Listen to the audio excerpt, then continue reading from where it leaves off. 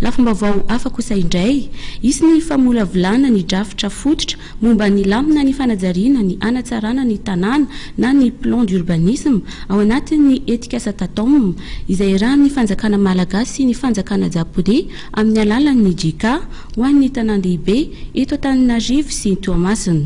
Angom-baovao tateriny Velo Zuislain sy Mamra Samuel. Vola mitetina telo tapitrisa sy sasan'ny dolara avy amin'ny fiara-miasa japonais ao amin'ny JICA no entina mamolavola ny drafitra fanajariana tanan-dehibe ho an'ny faritany Antananarivo sy ny faritany Toamasina.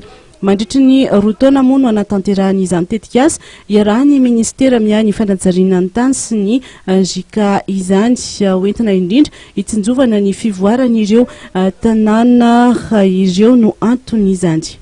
Fanakateraka itetikasa ngezabe io dia misy le 3 millions de dollars aloha oetin'ny fanjakana japonais anaovana an'izay fandaminana zava-tsiritsiritsy tsy mora no mametraka hoe inona no tokony votoatin'ny drafim-panajariana tanàna Tamatave raha mampiasa mitomby avy telo hoe ny volume ny traitement pour ny ataony fiatraikan'izay inona ny fiatraikan'ny fanavaozana ny drafim-panajariana Antananarivo izay andray olona enina tapitrisa amin'ny 2036 lafo ny sarotra zay ny ilaina an'ilay hoe herintaona mahery mamolavola an'izay étude zay.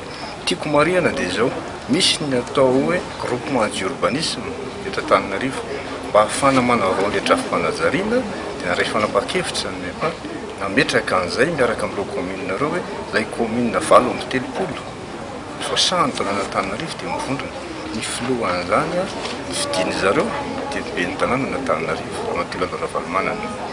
Zay no mahatonga azy ao anatin'io ary metraka fiara-miasa matotra.